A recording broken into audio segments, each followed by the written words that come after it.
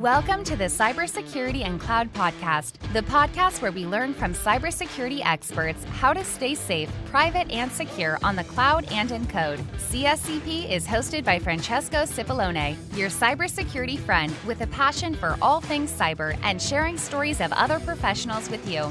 Let's dive in.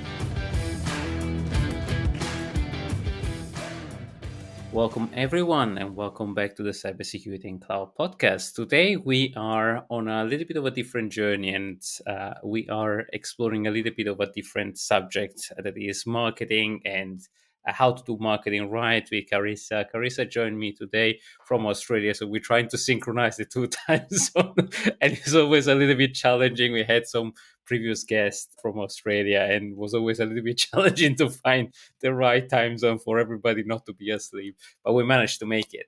So Karissa Breen is a serious entrepreneur, but I'll let her introduce what's hot in the market today and what she's been doing about. Karissa, welcome to the show. Thank you. Really appreciate you having me here today. And I agree. I think in recent times, we've gone forward an hour in Sydney and you guys in the UK have gone back an hour. So it means that there's an additional 2 hours. So it's 8 o'clock. A 12-hour challenge. Well, it just makes the gap a lot harder. So I totally appreciate that. So I appreciate you getting up relatively early to do this podcast in the tail end of my evening.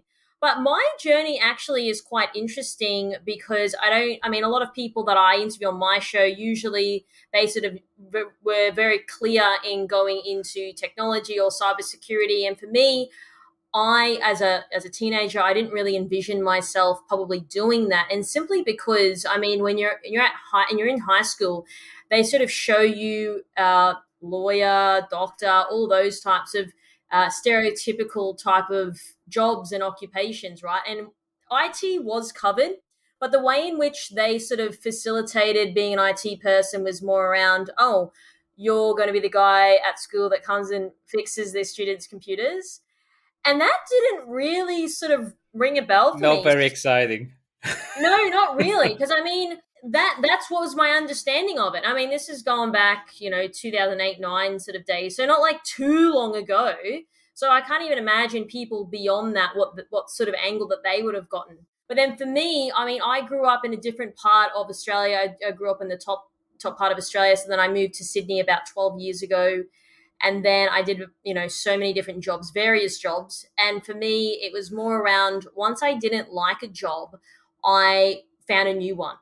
And so eventually I ended up working in the Commonwealth Bank of Australia, which for context is the largest bank in Australia and the 10th largest bank in the world. So I actually landed there in the broader IT space. And so I found that very interesting. There was a lot of different personalities.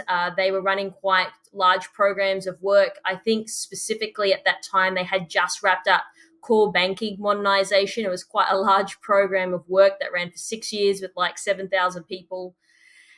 But then one of the things that I started to get interested in was the security side of it, because again, I started to learn more about how much money the bank was losing in terms of, credit card fraud, skimming, scamming, people, cyber espionage, people stealing money in people's bank accounts. And so at the time, this probably would have been 2013, 2014, I started to ask questions to the CISO at the time. And he found it very interesting because he said, no one really about these things. No, but not as directly as I did. And I know that you've got an Italian background and like my mom has an Italian background. So I guess it came very naturally to me. And he was really taken aback by that because I was junior at the time. So it's not like I was some super senior person. I was like, I'm really interested in this space.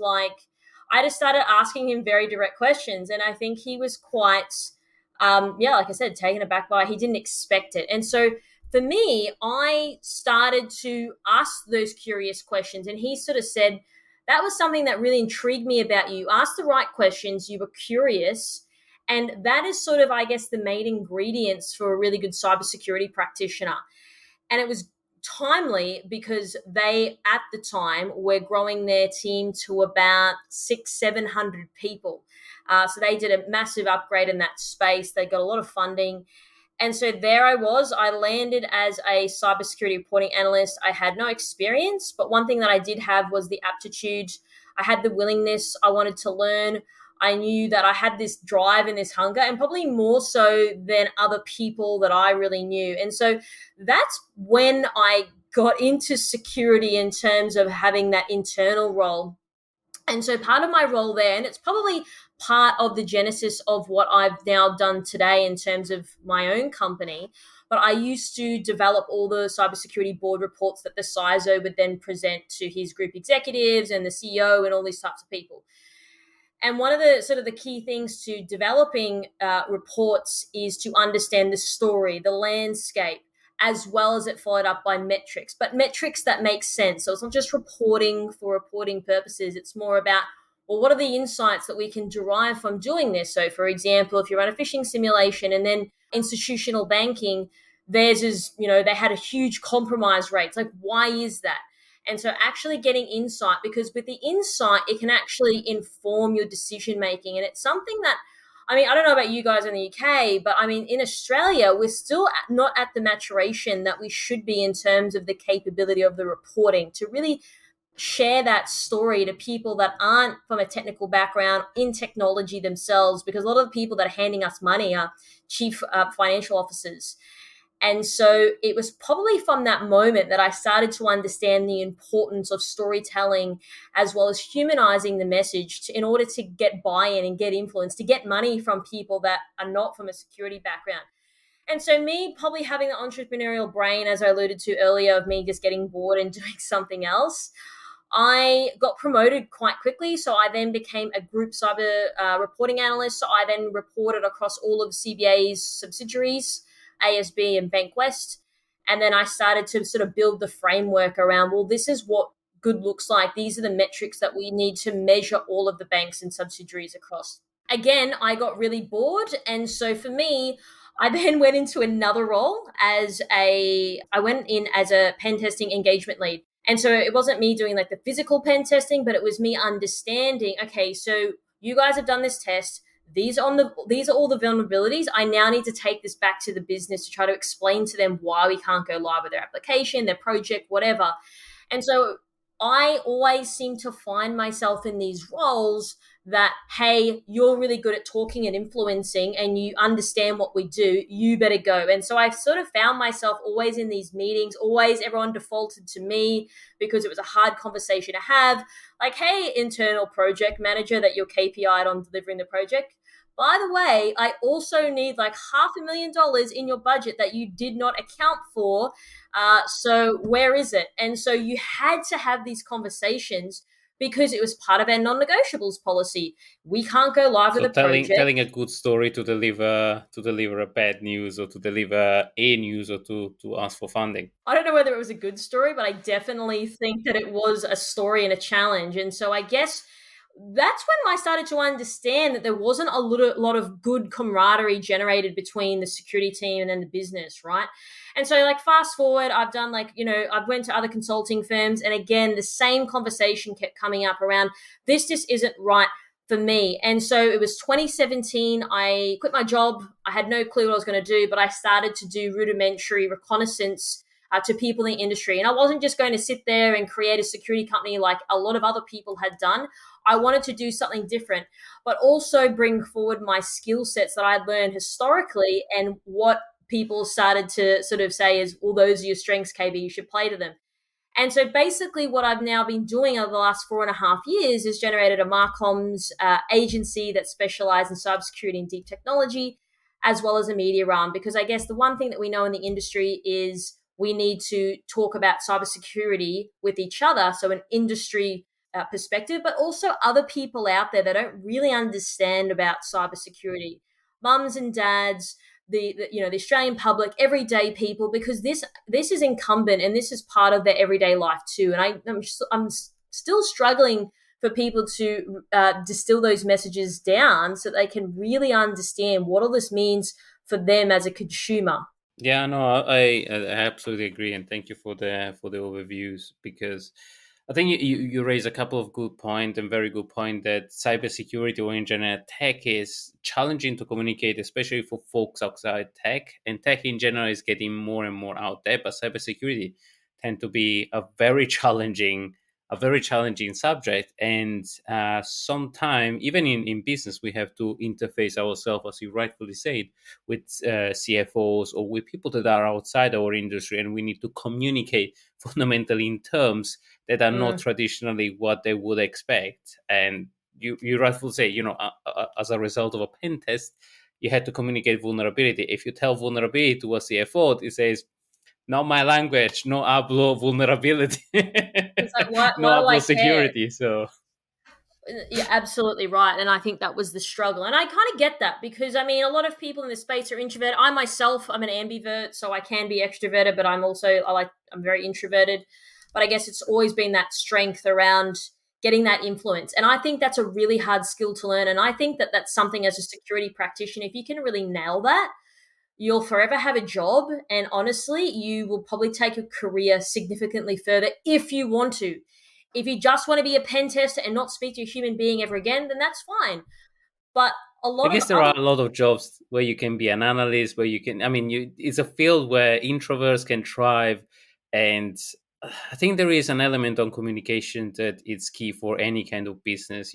Soft skill and interpersonal skill is kind of a mandatory things. You can shy away, but really, if you want to have a stellar career, I think it's kind of a must, and it's like interacting with people. And you can be a great technical person, but if you want to be a fantastic technical person, you kind of need to edge it, or smoothen up those edges, or communicate. And we're traditionally bad at communicating because it's a very technical field, and we tend to get dragged in and bogged in technicality without, as you rightfully say, it's understanding the narrative. So, what was the kind of revelation for you when you start working with narrative around cybersecurity and report? What was the light bulb moment for you? I think it was having an understanding of like who you're talking to, because again, like when people talk about reporting, it's like if I hand you a 50-page report, it's like, cool, thanks for that. What does this mean for me? And that was something I often saw. It's like, oh, we blocked all these threats, and it's like, cool, what does that mean though for a business as an outcome? That's the challenge that most people don't seem to quite understand. And I kind of understand why they don't get that, because again, they don't put themselves in the shoes of the people that they're speaking to, right? And I see this happen even with, products and services. It's like, but what is the outcome as I, as a customer? What do I get from it? And I still find a lot of people struggle to even understand what the outcome is. And so I think the main word I like to use is discourse. So how I speak to you, Francesco, is one discourse. How I would speak to my mother is a different, because she's not a security person, all that. So I need to change the language in which I communicate to that individual in order to get them to understand what I want from them. So if it's a CFO, okay, we blocked X amount of threats. As a result of that, talk more on the numbers side of it. They're a numbers guy. So I think really understanding your audience and then try to architect your language in a way that resonates with the person that you're speaking to. And I think one of the key things that really resonated with me is just not putting everyone under like the same blanket, like painting everyone with the same brush. People are different. What people care about is different. What a HR director cares about is very different to a CFO, a CEO. And also, one of the things that's even recently that's been illuminated to me is a lot of these people have very self-interest. So what I mean by that is, as a security person, and you're going to CFO, I need more money, you're going to sort of say, like, if we kind of, and you don't want to scare people, I don't believe in fear mongering, but what I do believe is the reality of the situation. And the thing is, the CEO is the first person something goes wrong. He's out the door, as well as the CISO. They're gone. So if you can sort of position it in a way where it impacts them as a human being, that they don't want to lose their job, they don't want to lose their salary because they've got mortgages and kids and all these types of things. So if you can really angle it from that perspective, you're much more likely to get their buy-in and get them listening a lot more, and not going in with, oh, hey, I've just done a test and all your security stuff's like really bad. not the best way to frame the conversation in my experience. Punching somebody in the face is probably not the best way to start a But conversation. it happens. It happens. I've seen it so many times. I've had people even removed off site because there was too much of that happening. So I think it's more about, well, what do I want to get from this person? And so you do have to play the game a little bit. You do have to, yes, of course, you're a security person, but you're not always the smartest guy in the room. So I think dropping the ego a little bit and then also positioning it in a way where it makes sense for this person to hand you over the money or whatever it is that you're trying to do. And I think that that's still a skill that people do need to learn in this space. It's not always about you. You're not there to practice security. You're there to secure something. So put it in ways that people can understand in order for them to go, okay, I do understand what she's talking about now. It makes sense, as well as having the metrics to back it up. Because you can't always just speak anecdotally. You do have to have science and mathematics. And great, this is, the high level. This is the landscape. However, we do monthly reporting and this is what's coming up for us. These are the insights that derive from the reporting. So I think you need to marry the maths up a little bit with the narrative as well, but lead with the narrative. No, I really like your dialing down the ego, because I guess traditionally security people are always on the defense side and always on the attack. So it's always a fight and a game. So and the role has changed dramatically. Security didn't even exist 10 years ago. It was the guy in the back of the shop with the network and the other IT guys that were just on Linux, and it was just managing access in the best glorified way or securing the thing. So security wasn't a thing, and wasn't a thing in the broad spectrum of space. So I think the industry is still trying to figure out what their role is and what are all the roles, because everybody has a job in these areas. You had communication, we had HR, we had access control, you had risk management, and there is an enormous breadth of cybersecurity that has born in the past 10 years. And the traditional thing was, I want to go in security, I'll become an analyst or a pen tester. That's traditionally what people think. Correct. And those are not the best to actually develop the soft skills. So they don't prepare you to prepare or to start communicating. So no, you're absolutely right.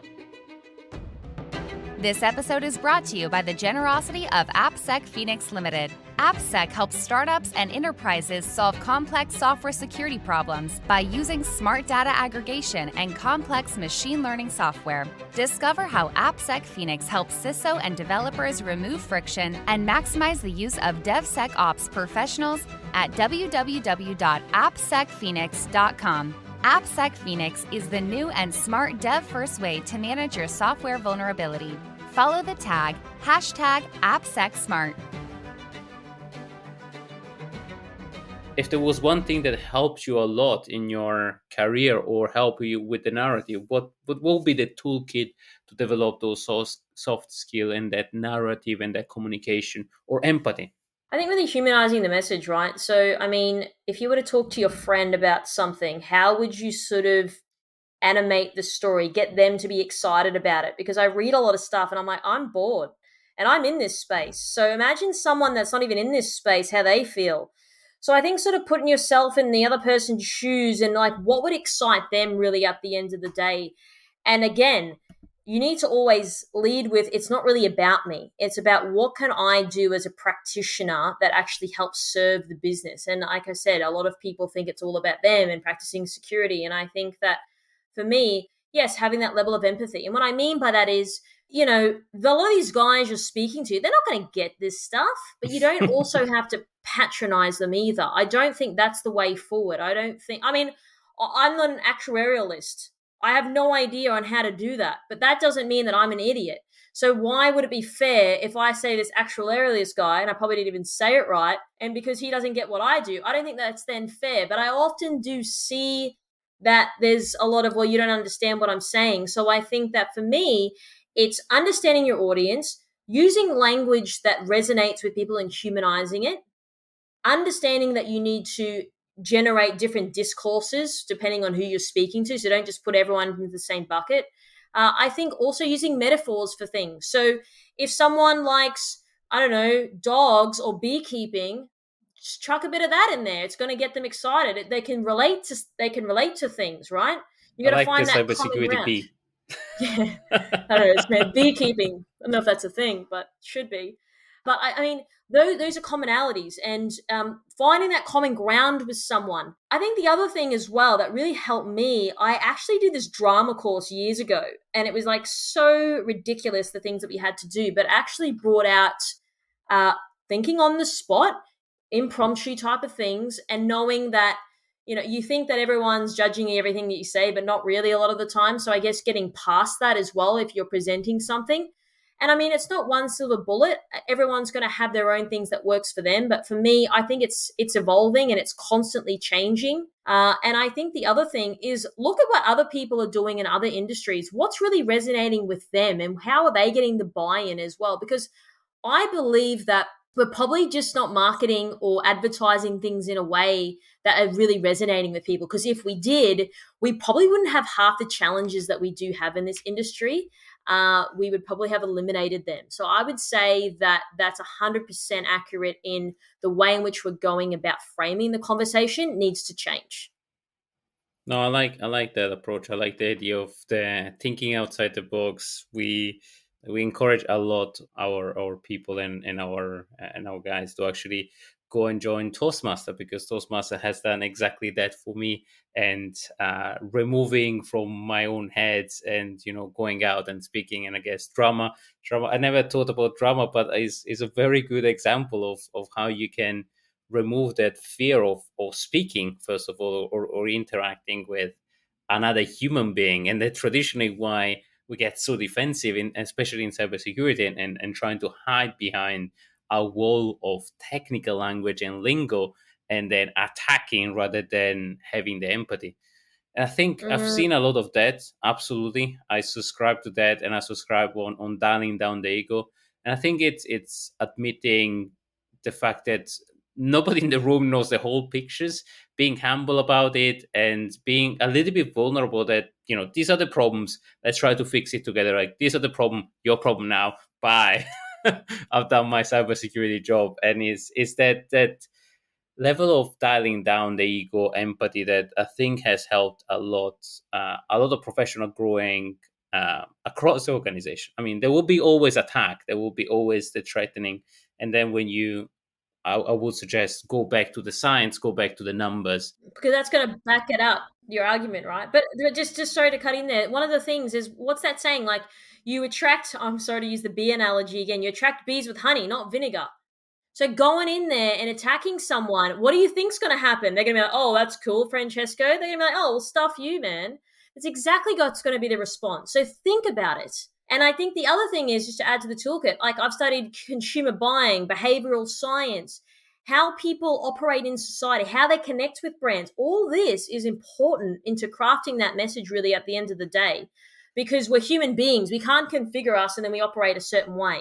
And then you're dealing with multiple personalities, multiple people's feelings. Maybe that guy had an off day and you're going to go present to him. So it's going to be even harder for you. So I think really understanding that human beings, unfortunately, there's no syntax to them. So really understanding from that emotional. And I think that's probably the main thing that really lacks in this space. No, it's brilliant. And then maybe on the left field a little bit, how difficult for you was to pivot from your career or breaching in fundamentally cybersecurity as a woman in the field, as a tech woman in the field? How did you find it challenging, or what has helped, or what didn't help? Yes, you're absolutely. I did find it challenging. When I was working at CBA, I was doing the report, and this lady, she comes up to me, and then she actually said it in front of other people, which was kind of disheartening. She said, I think you should focus on fashion reporting rather than cyber security reporting. I just went silent, and I think everyone around me was like, what on earth? Like, it was a very harsh thing to say, very inappropriate. I mean, that was going back like 6-7 years ago. So for me, I think now, as I've aged, but also I've got perspective, is I have a level of empathy. Like the fact that you're that bitter inside, there's something wrong with you, not with me. But one of the things I could have done is gone, this industry isn't right for me, and I drop out. But then that's unfortunate, because that means the industry loses a person that we need. And so I think for me that And diversity. that's true. But then I feel like a lot of people talk about diversity, but when they get it, they don't like it, because it's like, oh, you're something different. I don't know what's going on here. And so I think for me, I had to have that level of temerity and resilience that was probably even harder. And I'm not because I was a female, probably because I was a younger female as well. I didn't look like a typical tech person either. So I had to really challenge the stereotype, the status quo. Then I think of as a result of doing that, it actually worked for me in the end. But that, of course, has gone through blood, sweat, and tears. Like, I didn't just get there overnight. And so I think for anyone, one thing, I was actually having this conversation today with someone earlier, and I said, what I put up with when I was younger, I would not put up with today. And I'm not afraid to check people on how they speak to people or to myself or anyone else, because I think it's maybe some people don't actually, they're not aware of how they speak. And it's male and female, not just males to women. I just want to make a note of that. So I think also having that level of respect for yourself to push back and say like, hey, I don't like the way you're speaking to me.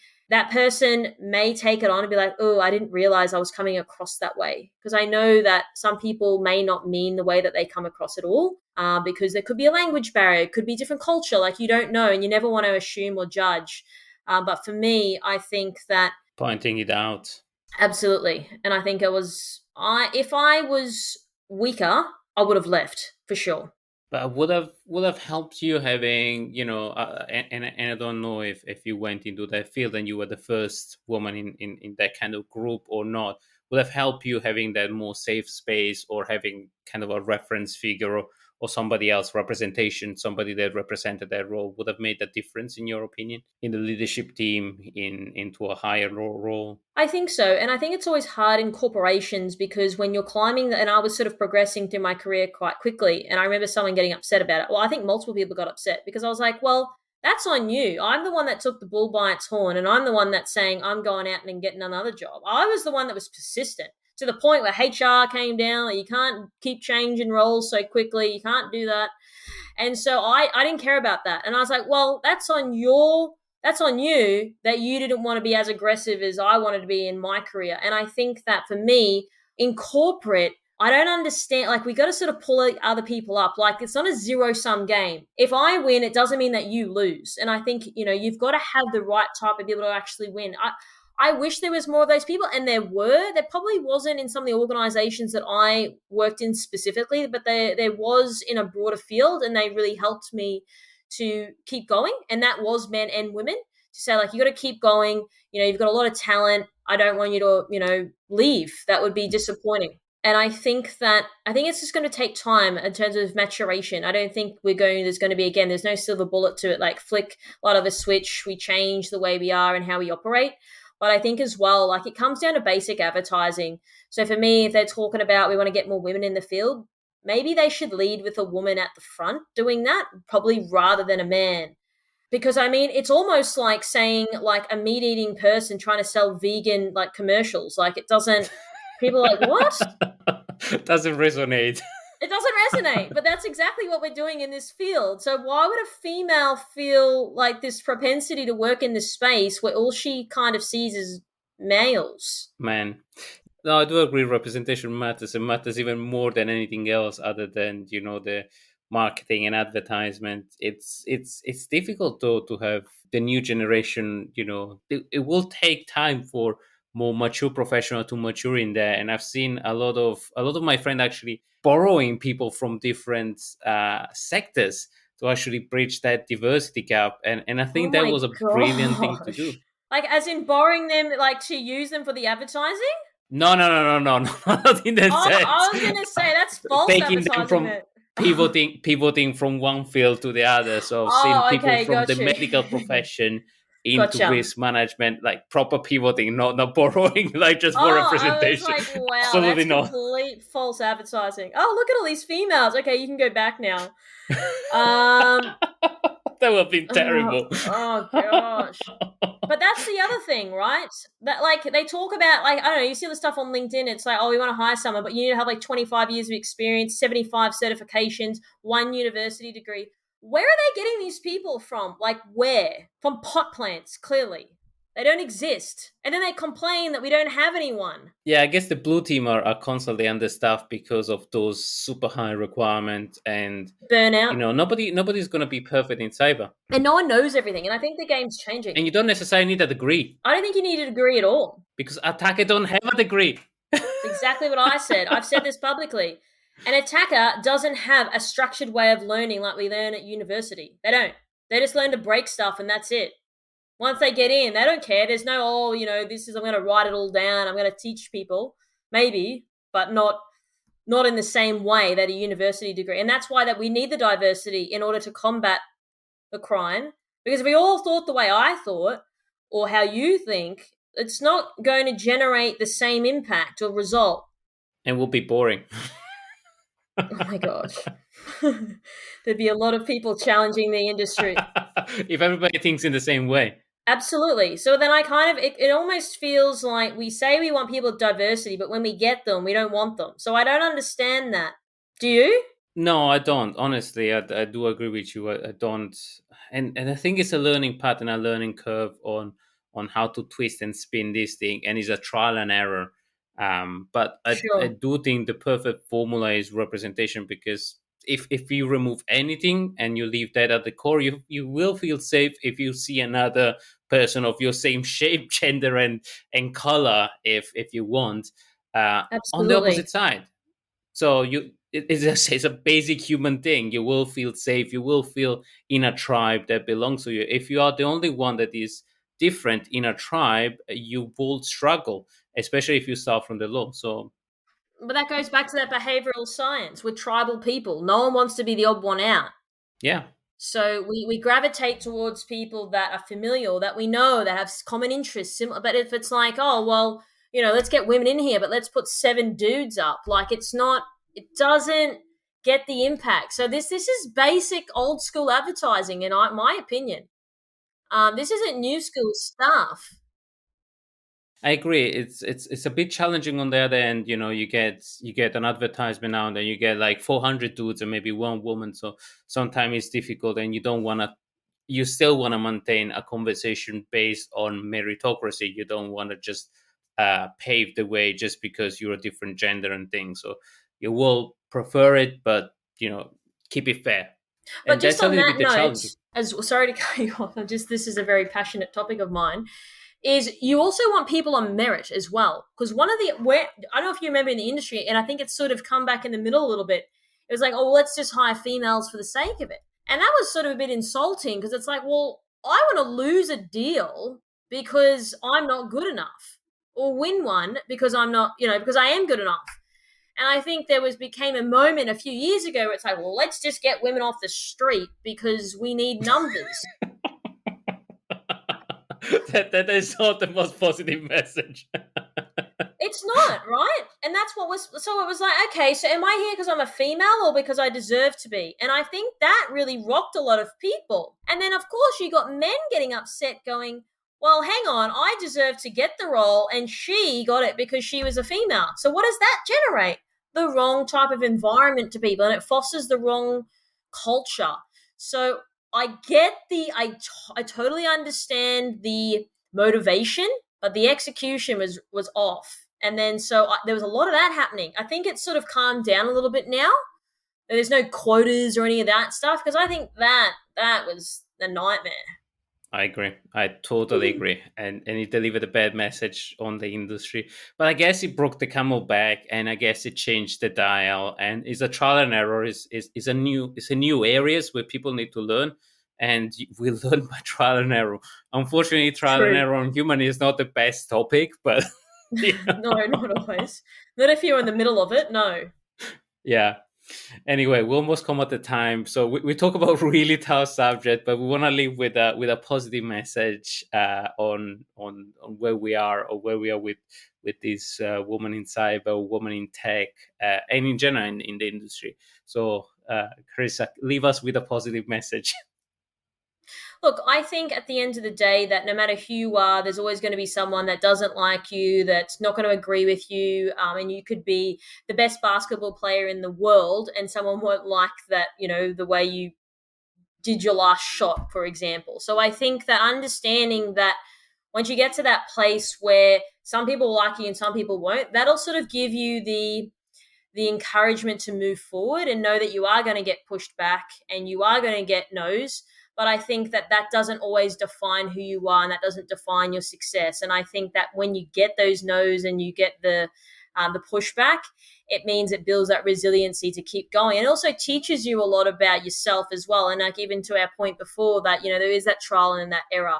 And I think the other thing is as well, when you do things you don't like, you start to really figure out what you do like, and you start to gravitate towards companies and people that you would like to work in. So I think that, it is a journey. It's not going to happen overnight. But I think with any person looking to stay in this field or to get to that level of success, it does take a lot of commitment. But again, it's up to you to determine what level of success that you want and to start mobilizing in that direction. Right. Thank you so much for the positive message. And if people want to find you, want to find more about what you do or find you on social, how they can find you? What's the best way to reach out to you? I think the best way is on Twitter. So I'm Karissa Breen, or on LinkedIn, which is Karissa A. Breen. Thank you very much, Francesco, for having me. Brilliant. Thank you very much, Karissa, for coming and for staying up late. It's been an absolute pleasure. But it's thank you. Everyone, thank you for listening to this show, and stay safe and push on diversity in the right way. This is Francesco, your host. Stay safe. Goodbye. Bye. We hope you enjoyed today's episode. Please leave us a review on Apple Podcast and post it on social media tagging Cybersecurity Cloud Podcast for a chance to win a $100 Amazon gift card. Discover other episodes at www.cybersecuritypodcast.com.